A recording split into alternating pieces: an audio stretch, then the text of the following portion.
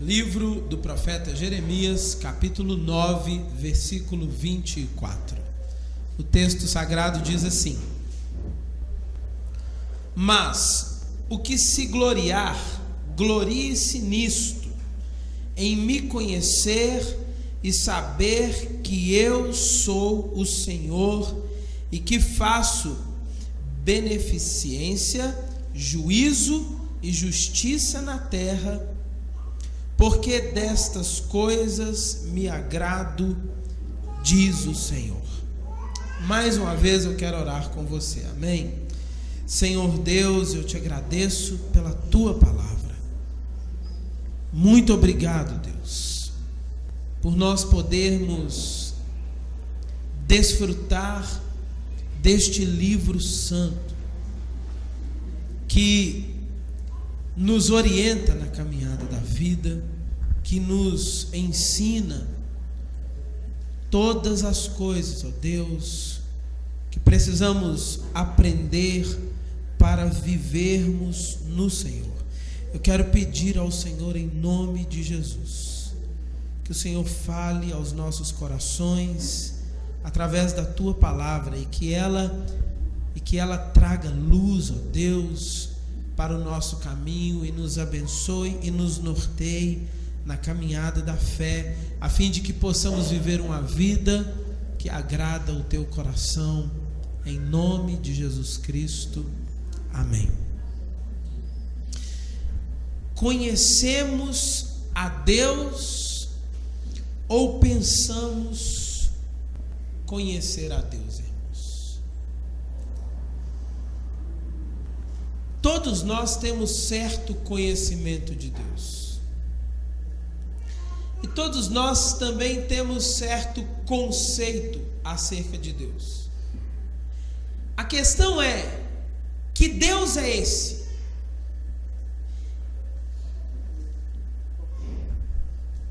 Que Deus é esse do conceito humano? É um Deus imaginário, um Deus criado pela mente humana, ou o Deus das Sagradas Escrituras? É necessário dizer que Deus se revelou nas Escrituras, amém?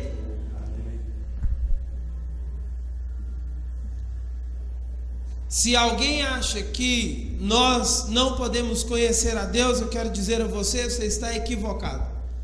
Deus se revelou através das Escrituras. Na pior das hipóteses, Ele permitiu a nós conhecê-lo, pelo menos naquilo que precisávamos conhecer.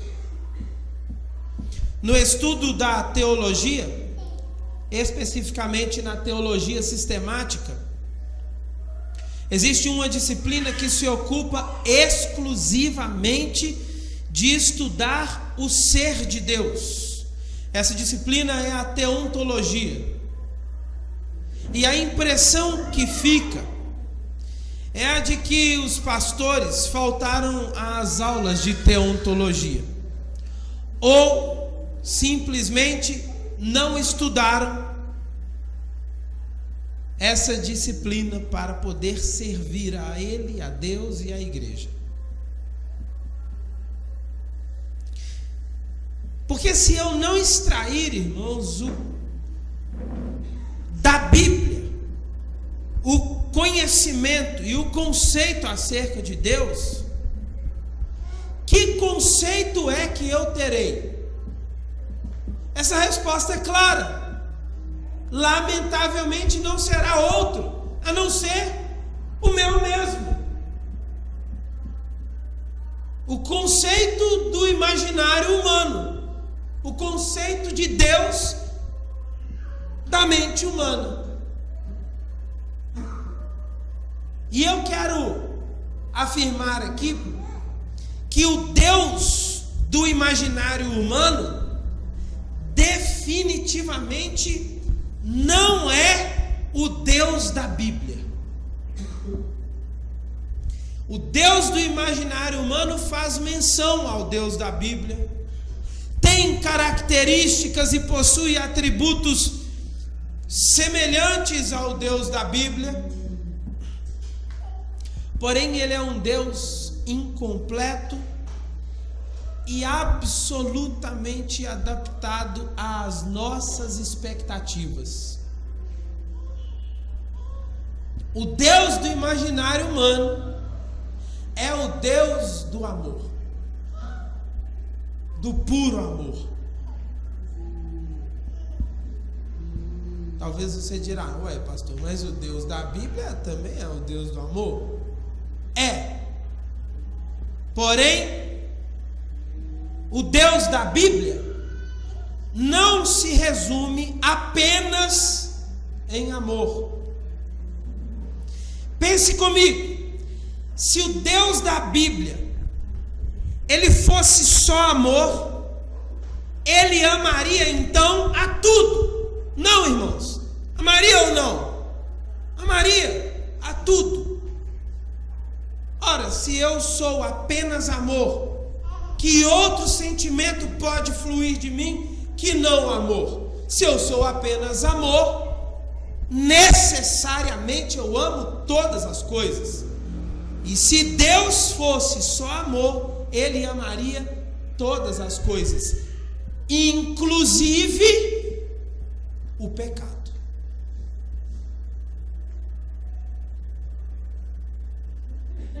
E se você talvez estava questionando, não, Deus é amor sim, é só amor, é. Agora você já viu facilmente que não é. Porque Deus não ama o pecado. É bem verdade que a Bíblia diz que Deus é amor. Eu citarei muitos textos da Bíblia aqui nessa noite. Você não precisa de abrir. Depois, se você quiser, eu posso passar para você. Você pode conferir todos eles. 1 João 4,8 diz que Deus é amor. Salmos 86, versículo 15, diz que ele, além de ser amor, ele é compassivo, ele é misericordioso e rico em fidelidade.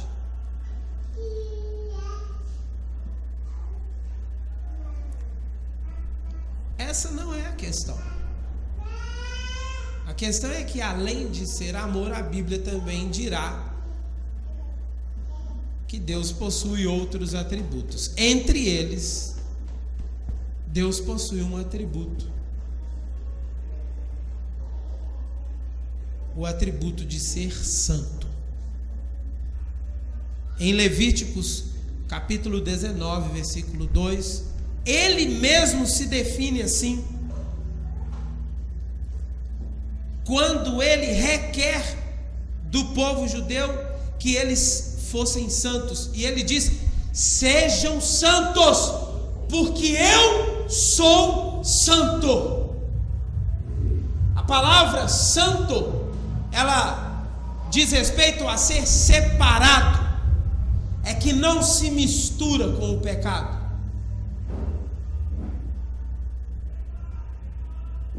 Na crença do imaginário humano, as pessoas dizem: Deus perdoa. E se eu perguntasse aqui, a pregação é uma coisa muito séria, sabia? Porque facilmente ela pode ser distorcida. Se eu perguntasse aqui para os irmãos: irmãos, Deus perdoa? Todos responderiam: sim, Deus perdoa.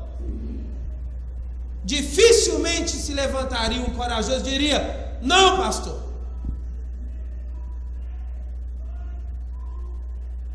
O Deus do imaginário é o Deus que perdoa. Eu pergunto a você: perdoa mesmo? Eu vou responder, irmãos: o Deus da Bíblia perdoa sim. Porém, para que ele perdoe, há critérios. Não é assim que você faz uma oração: Senhor, ó, foi mal, me perdoa, estamos tudo certo, né? Não é assim não.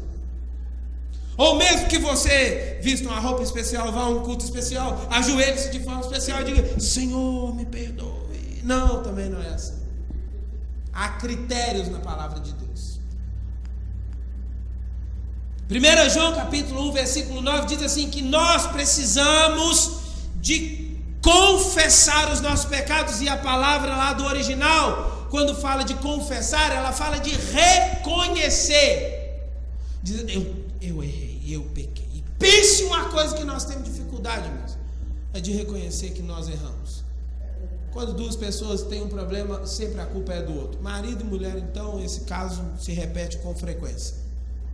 Ah, foi ele que errou. Não, foi ela que errou, né? Sempre o erro é do outro. Não reconheceu o pecado, não tem perdão. Então Deus não perdoa assim não, viu? Mateus capítulo 6, Jesus ensinava como se deve orar. E lá no meio da oração ele diz assim: olha, vocês vão pedir ao Pai perdão pelos pecados, da mesma forma que vocês perdoam aqueles que te ofenderam. Ou seja, ele colocou uma nova condição para perdoar. Se você quer ser perdoado, você também precisa perdoar. Se você guarda mágoa e não perdoa, você pode orar, você pode ir a um culto especial, você pode fazer qualquer coisa, não haverá perdão. Simples assim. O Deus da Bíblia, Ele não te perdoará. Porque se Ele fizer isso, Ele negará algo que é da essência dele mesmo. E a Bíblia diz que o Senhor não pode se negar a si mesmo. Em 2 Crônicas 7,14, a Bíblia diz assim: olha, e se o meu povo, que se chama pelo meu nome, se humilhar e orar e buscar a minha face e se converter dos seus maus caminhos, mas eu prefiro uma versão que diz assim: e se arrepender dos seus maus caminhos, então eu ouvirei dos céus e sararei os seus pecados, perdoarei os seus pecados e sararei a sua terra. Tem muitas condições, irmãos, aqui. Eu vou acentuar aqui a condição do arrependimento. Sem arrependimento não haverá perdão, porque foi um pedido de perdão apenas da boca para fora. Mas o Deus do imaginário humano é o Deus que perdoa. Você precisa só de orar e pronto, você está perdoado. Veja, é um Deus fácil, não é? O Deus da Bíblia é um Deus difícil.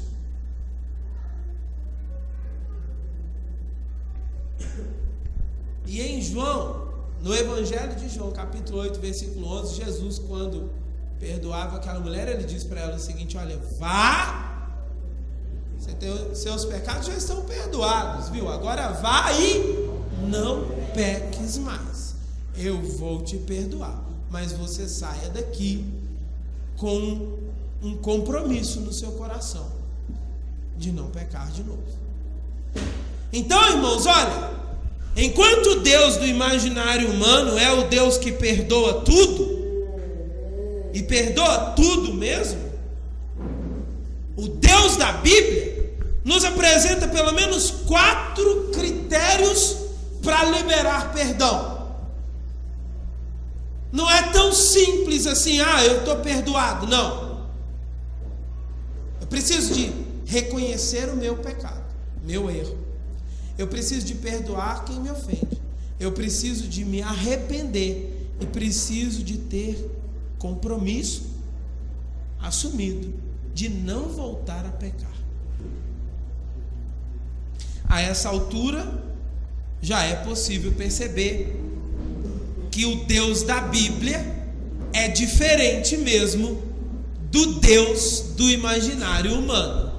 Perceba bem, o Deus do imaginário humano é o que perdoa deliberadamente. O Deus da Bíblia tem pelo menos 4 critérios para perdoar. O Deus do imaginário humano, ele é o puro amor. O Deus é amor, Deus é lindo, né? Deus é amor. Tralalalala. Se você não aprendeu essa musiquinha, ela é linda, né? 3 palavrinhas só, eu aprendi de cor. Deus é amor. Mas o Deus da Bíblia, ele é amor, mas ele não é apenas amor. E o pior é que a coisa não para aqui. O Deus do imaginário humano, além de ser amor, ele é bondoso.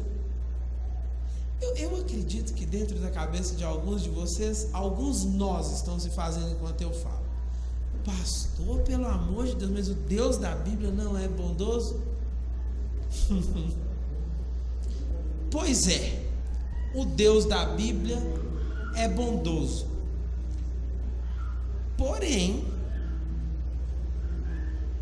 e talvez você nem nunca ouviu falar isso, o Deus da Bíblia, ele se ira. E ele tem ódio. Pastor, Deus odeia? O Deus da Bíblia odeia. E o Deus da Bíblia é imparcial. Não interessa se você é famoso, se você é desconhecido, se você é bonito, se você não é, se você não interessa, se você tem dinheiro, se você é pobre, não interessa. Nada disso interessa. Deus é imparcial.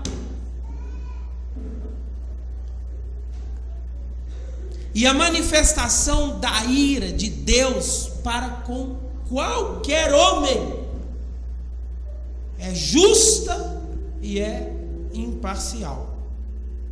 Em outras palavras, Deus não favorece a um ou a outro, ou não favorece a um em detrimento de outro.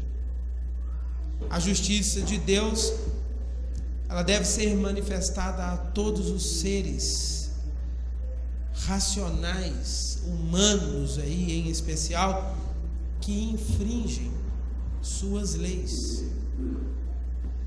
E por quê? Porque ele é justo. Porque se ele não penalizasse aqueles que infringem suas leis, ele seria injusto. Os irmãos percebem?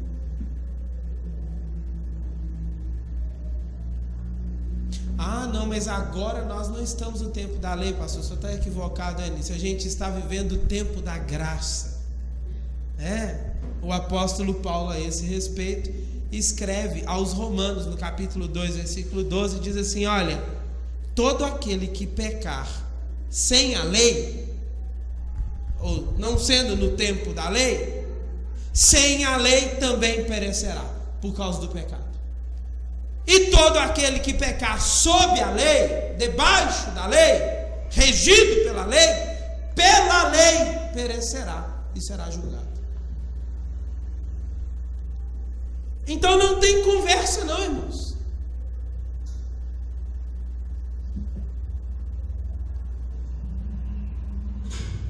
Esse Deus da Bíblia aqui não é tão animador quanto o Deus do imaginário humano.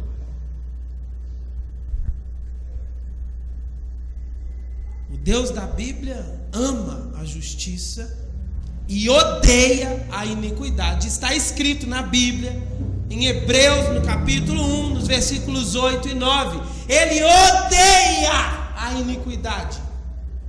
Deus odeia. O Deus que é amor odeia. Abacuque, no seu capítulo 1, um dos livros que eu tenho mais afeição no Antigo Testamento, ele diz assim: olha, os teus olhos são tão puros que não suportam ver o mal, porque ele não pode tolerar o mal.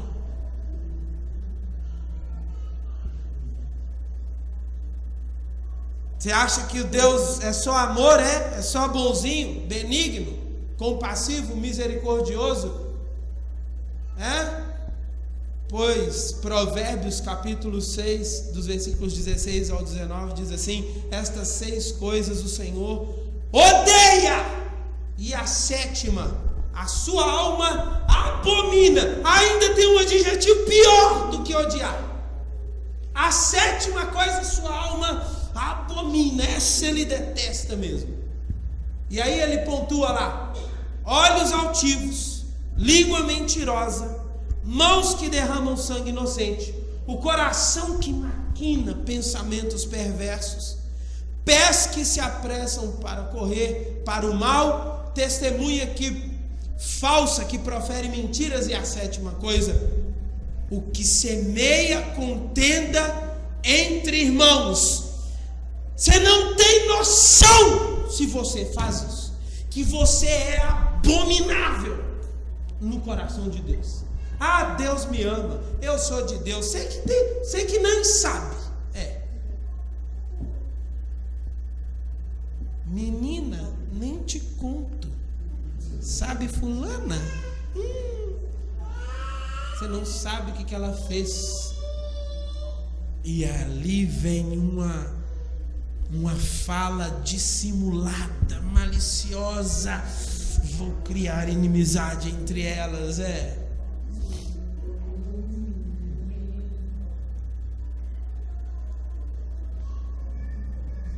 Fulano outro dia estava falando de você, sabe? Falou que esse negócio que você fez no seu cabelo ficou horrível. Coisas tão pequenas, olha, tão simples. Se essa sementinha do mal cair no coração do outro, você entrou numa lista ruim de Deus, viu? Ruim! Do Deus da Bíblia. O Deus do imaginário humano é bacana, isso aí tudo passa batido, ele nem considera essas coisas. O Deus do imaginário humano, irmãos, sabe o que Hebreus capítulo 10, versículo 31 diz?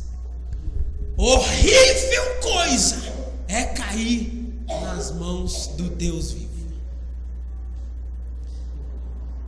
E não pensem que por nós estarmos no tempo da graça, ainda bem que eu estou no tempo da graça, né? Se eu não tivesse, estava perdido, não é? Não é não, irmão. A epístola de Tiago, no capítulo 1, versículo 17, diz assim: olha, que nele não há mudança e nem sombra de variação. Ele é o mesmo ontem, é hoje e será eternamente. Acontece que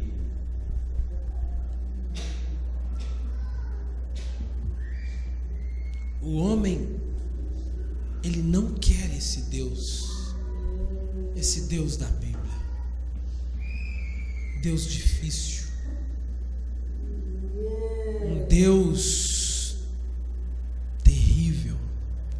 Às vezes é difícil entender, né? Por que os judeus, tendo tantas experiências com Deus, Deus fala para Moisés: traz eles aqui para o monte. E quando eles olham e veem lá um pouco da manifestação do poder de Deus, eles falam: Moisés, vai você, certo? E você mesmo trate tudo lá com Deus e depois nos conte, deixa-nos aqui mesmo. Porque eles viram que aquele Deus, o Deus que você quer servir, que ele também é terrível. Esse Deus, irmãos, não tolera a maldade humana. E como ele não tolera, desde o início da Bíblia nós veremos alguns momentos muito azedos e amargos deste Deus. Em Gênesis, ele enviou o dilúvio. E eu não sei se você já viu alguém morrer afogado. Eu vi uma pessoa. pode ter sido um jornalista, mas eles colocaram ele dentro de uma jaula, uma gaiola gigante. O Estado Islâmico colocaram essa jaula sobre a água e foram descendo a jaula. A jaula era muito pesada, não dava para fazer nada.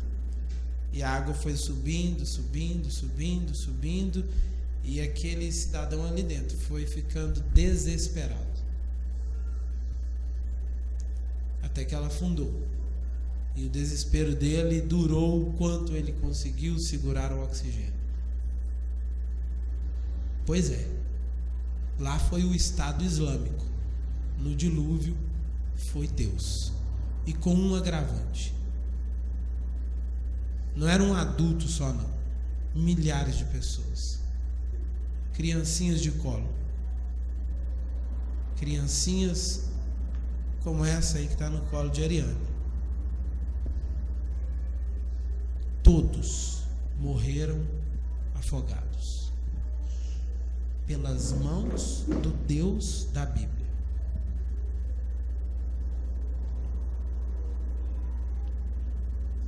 O Deus que no imaginário humano é só amor. Em Samuel, ele dá uma ordem. E ele diz para Saul organizar o exército e ir aos amalequitas. Só que não era para ir de qualquer jeito. Ele disse assim: olha, eu vou entregar a cidade na mão de vocês, e vocês vão matar todas as pessoas, da criancinha mais nova ao homem mais velho, de uma mulher grávida até os animais, todos. Matem tudo. Quem disse isso, irmãos? Foi o Deus da Bíblia.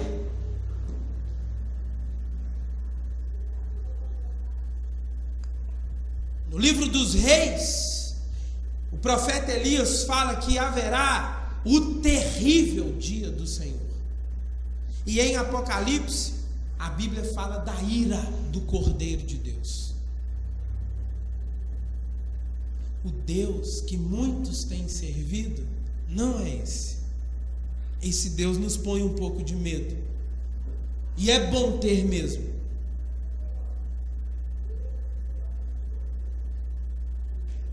O Deus do imaginário humano é legal demais, né? Até a Xuxa chamava ele, é o cara lá de cima. Acho que era assim mesmo, né? Enfim. Posso repetir aqui porque era falado isso todos os dias quase, né? Em rede nacional.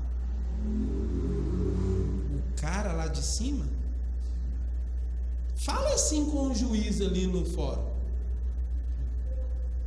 Que cara ali sentado ali no alto ali? Fala para ele. Um homem, hein? O Deus dos deuses e Senhor dos senhores é o cara lá de cima. Só que eu apresento uma face desse Deus para você que raramente é apresentada. Raramente. Pregadores que querem agregar multidão jamais vão falar do Deus da Bíblia. Porque falar desse Deus aqui não faz com que eu caia com graça no coração das pessoas. E se há uma coisa no coração dos pregadores, é o desejo de cair com graça no coração das pessoas, de ser, o pensamento ele é egoísta, ele é egocêntrico, não é? Eu estou pregando pensando em mim, em primeiro lugar, não é? Em segundo lugar, eu vou pregar pensando no meu bolso, não é? É o que muitos fazem por aí, muitos, uma multidão. Não dá para pregar essa palavra e querer essas coisas ao mesmo tempo, não tem jeito. Essa palavra, se for pregada mesmo no púlpito das igrejas, e deveria. Afinal de contas, nós precisávamos saber a que Deus servimos, se é que servimos. Ela deveria, mas se ela for pregada, as pessoas vão dizer: pastor, numa boa, eu vou para outra igreja ali, o Deus de lá é melhor do que o daqui. Lá o Deus só abençoa, você acredita? Todo domingo é só bênção. O Deus de lá é prosperidade, é alegria, vitória, ó. É o Deus de lá. Aqui, meu Deus, o Deus aqui me arrebenta, esse Deus. Sangue de Jesus nesse Deus aí, né? Deus que mata, hein? Talvez, irmãos, tudo isso decepcione alguns. Mas acredite, este é o Deus da Bíblia. O Deus que é amor, mas que também é santo ao mesmo tempo. O Deus que é justo e é reto. Consequentemente, o Deus que ama, mas também o Deus que odeia e que se ira. O Deus do imaginário humano, ele é muito exclusivamente amor. Um Deus que tem só um tipo, uma característica, um atributo. Veja, queridos, em relação ao Deus da Bíblia, não se pode pecar e se relacionar com Ele tudo ao mesmo tempo, pensando assim inocentemente que Ele nos aceita, Ele nos perdoa. Afinal, nós somos assim. Mas veja, todos os anos, eu vou citar aqui alguns exemplos das pessoas. Todos os anos, milhões, eu não estou equivocado, milhões de crianças são abortadas. Não é aborto natural, não, aborto comprado. Milhões de crianças são abortadas anualmente. Só aqui no Brasil, a ONU pediu para fazer um levantamento em 2012. E sabe o que ela descobriu? Que aqui no Brasil, mais de 200 mil mulheres morrem por causa da cirurgia do aborto clandestina. Cirurgia clandestina. Mais de 200 mil mulheres morrem anualmente. E a ONU, em 2012, cobrou do governo brasileiro alguma providência em relação a isso, porque era algo já caótico. O carnaval brasileiro é um espetáculo de imoralidade. A TV aberta no Brasil é outro espetáculo de imoralidade. Foi feita uma outra pesquisa na América Latina por uma empresa chamada Tendência Digitales, e eles constataram que o Brasil é o país que tem o maior índice de adultério de toda a América Latina. 64% aqui, arredondando o valor, 64% das pessoas casadas adulteram em nosso país. Dos pesquisados, apenas 36,3% informaram nunca terem sido desleais. O número é pior, acredite, é porque alguém com vergonha diz: não, eu nunca traí não. Porque os outros sem vergonha nenhuma falaram: nossa, você não tem nem ideia, né? 36% informaram: não, eu nunca traí não. Mas, e o pior, irmãos, aí agora é para matar, é que esse número cresceu estatisticamente mais do que todos os outros níveis no meio evangélico. E essas pessoas dizem que acreditam em Deus. Que Deus é esse? Entreviste todas elas, do carnaval ao aborto, Elas dirão aos adúlteros. Sabe o que a Bíblia diz sobre adultério, irmãos? O próprio apóstolo Tiago, no capítulo 4, versículo 4, ele diz assim: adúlteros, está escrito lá bem assim mesmo. Vocês não sabem que a amizade com o mundo é inimizade com Deus? E aqui ele chama de adúltero, não era quem estava adulterando só no sentido conjugal, não. Era no sentido relacional com o mundo.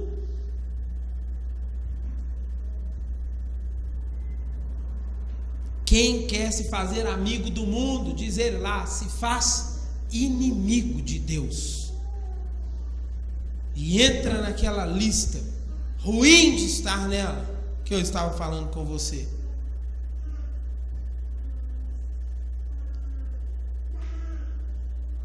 Então, como essas pessoas podem dizer: não, eu creio em Deus, nossa, tenho uma fé, se não fosse Deus na minha vida? As pessoas dizem assim mesmo. É provável que isso aconteça milhares de vezes por dia. O cara vai adulterar, ele vai pular a cerca e ele fala: Deus, pelo amor que o Senhor tem. Ele não sabe nem orar, ele fala assim: Deus, pelo amor de Deus, não deixe ninguém pegar, não, né? O cara não sabe nem orar, mas ele pede, Samuel, ele pede. Um amigo meu contou que esse dia saiu da aula, quando chegou no restaurante, estava lá o professor dele pulando a cerca. Imagine, irmão. O professor ficou todo envergonhado e foi embora. A oração não valeu nem para o Deus imaginado, deu certo, né? Porque que Deus é esse que o cara pede? Irmãos, pessoas vão roubar e Deus, me ajuda, não deixa a polícia me prender, não. Acredite, irmãos, as pessoas fazem isso.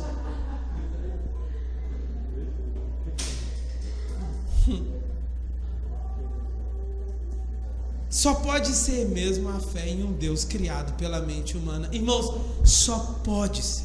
Não pode ser no Deus da Bíblia. Não faz sentido. É até imaturo demais. Chega a ser uma tolice pensar que o Deus mesmo, todo-poderoso. Eu volto a falar de um juiz. Irmão, imagine a reverência que você tem que ter com o juiz. Agora você imagine com o presidente da República. Agora você imagine com o Deus, Criador de todas as coisas. É tolice pensar que esse Deus todo-poderoso ia ser assim. E aí, meu chapa, não é? Só pode ser um Deus criado pela mente humana, irmãos. Só pode. Osés, no capítulo 4, versículo 6, a palavra diz assim: olha, o meu povo morre porque lhes falta conhecimento. E ele dá uma palavra duríssima, dizendo assim: olha, porque tu rejeitastes o conhecimento, eu também te rejeitarei. São palavras do Deus da Bíblia. E por isso eu estou citando tanto a Bíblia aqui hoje. Crer no Deus imaginário é leve, irmãos, é fácil. Porém, não resolve nada em nossa vida, a não ser nos dar a falsa impressão de que tudo está bem entre nós e Deus. Só que é uma grande mentira, porque o tal Deus que nós acreditamos, esse Deus do relacionamento leve e fácil, se nós pensamos está tudo bem, não está. Nada é bem. Não resolve nada. Essa crença é vazia e nos conduzirá para a condenação. E sabe pelas mãos de quem? Do tal Deus da Bíblia. É Ele mesmo que vai condenar. É o Deus amor. Viu? É esse Deus aí. E quem falou isso foi o próprio Senhor Jesus. Ele disse assim: olha, muitos me dirão naquele dia: Senhor, Senhor, nós não profetizamos no teu nome nós não expulsamos demônios, em teu nome nós não fizemos maravilhas. E ele disse assim: então lhes direi abertamente: nunca vos conheci, apartai-vos de mim, vós que praticais. Pensa. Maravilha, repreendeu o demônio. Profecias, revelations, revelamentos, não é? Profetadas. Aqui, olha: vós que praticais a iniquidade.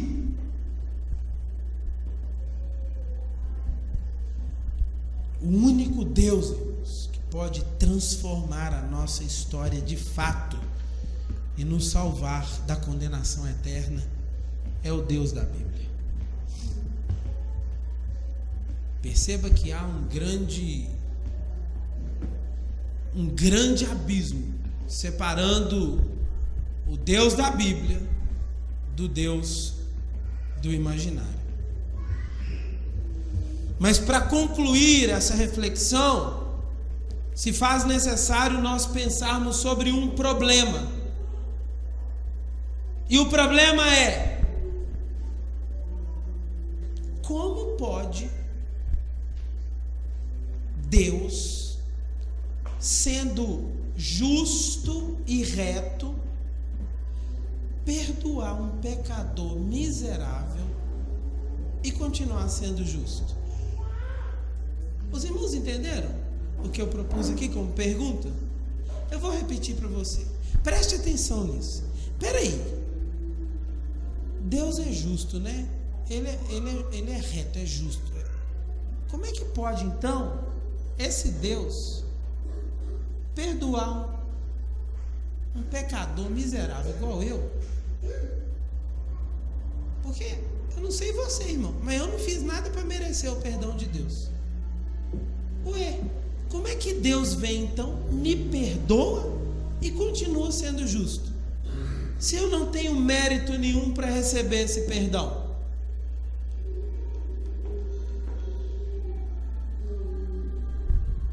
Eu quero ajudar você a pensar no problema, criando uma situação.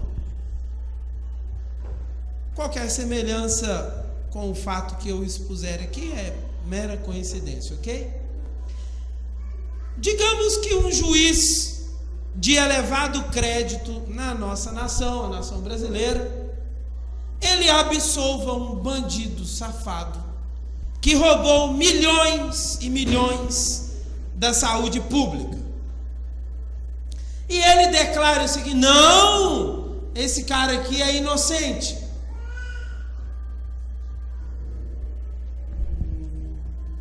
A pergunta é: como é que esse juiz,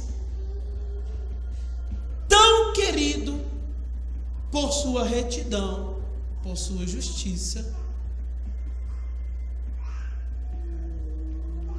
poderia fazer isso e continuar sendo reconhecido como reto e justo?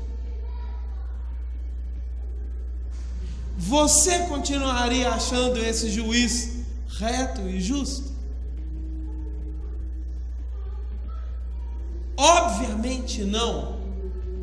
A beleza de todo o trabalho que esse juiz de tão elevada estima tem feito cairia por terra. Afinal de contas, todo o país havia acabado de ver um cidadão corrupto ao extremo.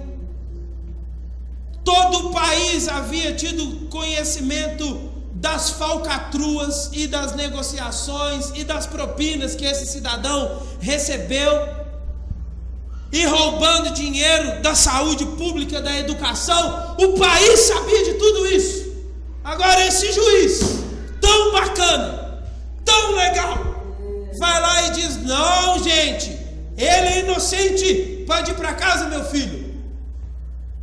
Haveria uma revolta, sabia? E o Ministério Público iria interferir, dizendo: não, Não. Você não pode fazer isso. Isso vai contra os nossos princípios. Isso vai contra a nossa lei. Pois bem, entenda. Deus aqui nessa alegoria é o juiz. Acontece que o tal réu lá, o bandido, somos nós. Ok? E o Ministério Público aqui, quem cobra que a lei seja feita, é Satanás. Vocês estão entendendo a cena? Amém? Então veja aí. Eu, pecador nato, nasci com a semente do pecado. Aprendi a pecar desde menino novo. E vim pecando pela minha vida fora. De repente tenho um encontro com Deus. E aí, esse Deus vai e fala: gostei desse menino. Vou declarar esse menino inocente. Irmão, Satanás vai, mas não vai não. Não. Por quê? Porque como você vai fazer isso e continuar sendo justo? Declarar esse menino inocente é um ato de injustiça. Te faz negar a sua essência, ó Deus Todo-Poderoso. Os irmãos entendem aqui o problema que existe em torno da Bíblia, irmãos? Então, por amor, um amor que nós não conseguimos compreender e não conseguimos nem utilizando toda a nossa inteligência. Esse juiz quer nos absorver.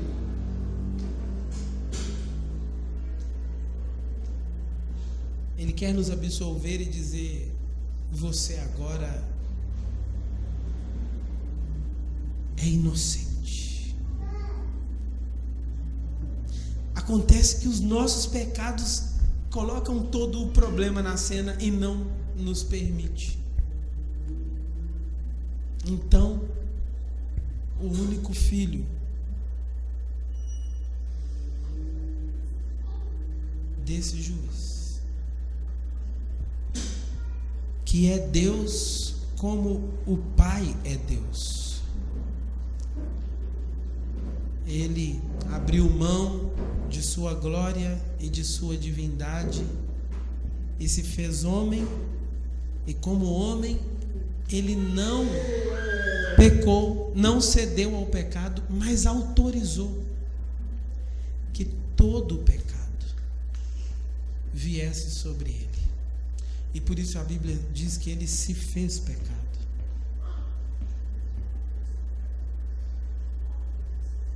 E ele levou sobre si todo o pecado para uma cruz, para que todo aquele que nele acreditasse pudesse ser absolvido. Lá na cruz, irmãos, escute isso. Lá na cruz, não foram os soldados romanos que mataram Jesus.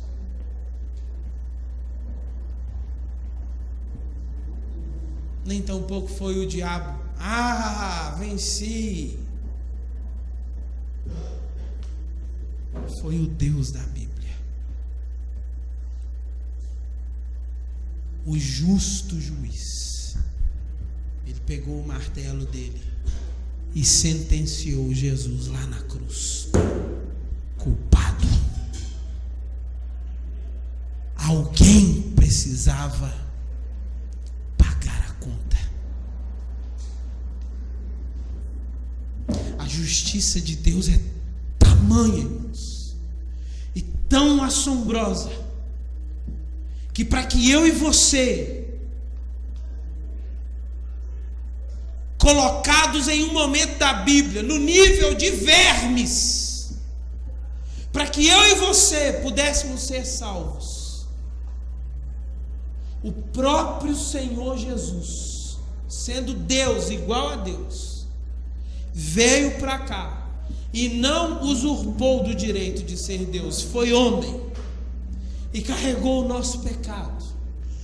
Por causa da justiça de Deus, Ele mesmo condena Jesus. E aí talvez você entenda aquele grito pavoroso de Jesus na cruz: meu Deus, por que me desamparastes?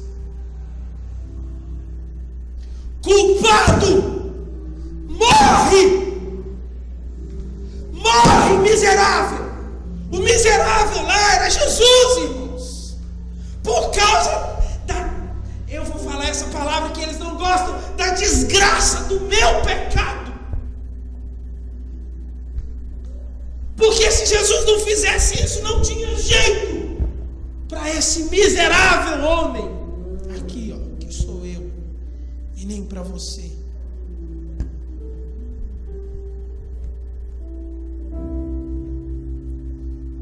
Ele condenou o seu próprio filho como pecador, sem ele nunca ter pecado, o Deus da Bíblia.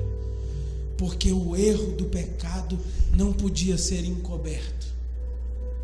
Satanás não permitiria. E não permitiria com razão. E azar para Satanás, Deus nunca faria isso. Ele não pode se negar a si mesmo. E Ele fez tudo isso para que aquele que nele crê não pereça, mas tenha a vida eterna. Diante de tantas perguntas nessa ministração, eu termino perguntando: a que Deus você quer servir? Ao Deus do imaginário humano, esse Deus leve, fácil, agradável, gente boa, mas que não resolve nada e que será, na verdade, caminho para a nossa condenação? Ou você quer servir ao Deus da Bíblia, que não é o Deus que a maioria das pessoas tem servido, irmãos? Porque o Deus da Bíblia não se relaciona com o pecado. Nós até podemos pecar, não estou dizendo que nós não vamos pecar, não devemos pecar. Pode acontecer de pecarmos sim, mas o pecado sempre tem que ser uma tragédia no nosso caminho, irmãos, um acidente de percurso. Nós não podemos mais ser praticantes do pecado se queremos andar com esse Deus. Temos que ser aqueles que renunciam à prática do pecado. E se pecarmos, pecaremos como um acidente. A quem você quer servir?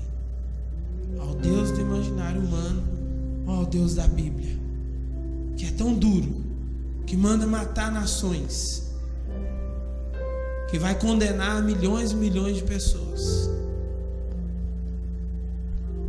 que tem toda a frieza necessária para punir, mas que também é amor, que não se relaciona com o pecado, abomina o pecado, odeia a maldade, se ira, mas perdoa aqueles que reconhecem, se arrependem, que também perdoam e que se comprometem em abrir mão do pecado. Esse Deus que é tão duro, mas que foi capaz de enviar o Filho dele, coisa que eu jamais faria na minha vida, e deixar com que o Filho dele assumisse o seu erro e o meu erro, e dizer para o Filho dele: culpado, vai morrer na cruz, culpado você, por amor a nós.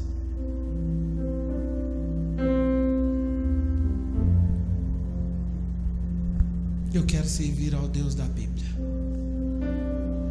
que me amou assim de um jeito que eu não consigo nem entender.